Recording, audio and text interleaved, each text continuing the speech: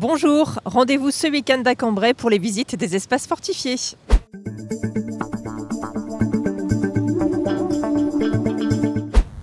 Et cette année encore, c'est un programme riche et varié que nous propose le service Ville d'Art et d'Histoire avec Diane Ducamp. Bonjour Diane. Bonjour Marine. Alors ces journées des espaces fortifiés s'annoncent encore riches à Cambrai avec tout un programme durant ce week-end. Oui, on propose samedi et dimanche, du samedi matin au dimanche après-midi, des visites qui abordent tout le patrimoine fortifié de Cambrai. Puisqu'il faut rappeler que la ville de Cambrai autrefois était fortifiée. Oui, exactement, depuis très longtemps, on va dire à peu près depuis le 9e siècle jusqu'à la fin du 19e siècle, il y avait des murailles, des remparts, des fortifications tout autour de la ville et elles ont disparu à la fin du 19e siècle.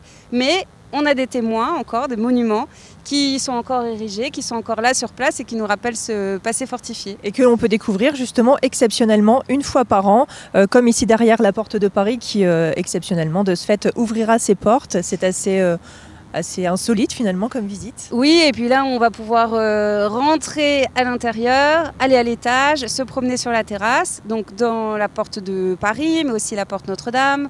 Il y a évidemment les visites de la citadelle, le tour des fortifications le long du boulevard de la Liberté, le long de l'Escaut, des visites pour les enfants, des ateliers à faire en famille ou à faire en couple ou avec qui on veut.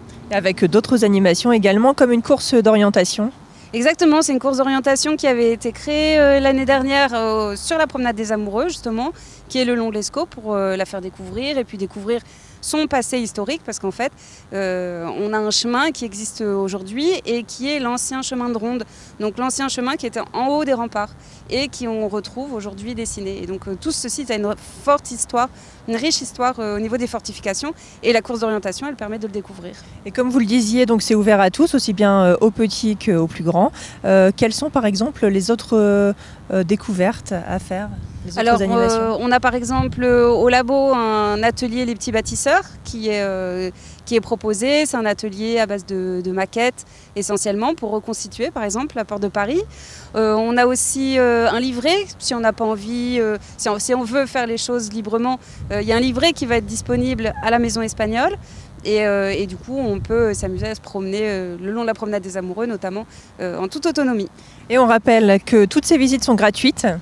Exactement. Et tout le programme est à découvrir auprès de l'Office de tourisme en ligne peut-être? C'est ça, la Maison Espagnole, sur le site internet de la Maison Espagnole, dans notre petit livret, rendez-vous. Et les réservations sont obligatoires, conseillées? Alors c'est fortement conseillé puisque comme en effet toutes les visites et toutes les propositions sont gratuites, il vaut mieux appeler, c'est fortement conseillé, à la Maison Espagnole pour réserver auparavant ou s'assurer qu'il ne faut pas réserver.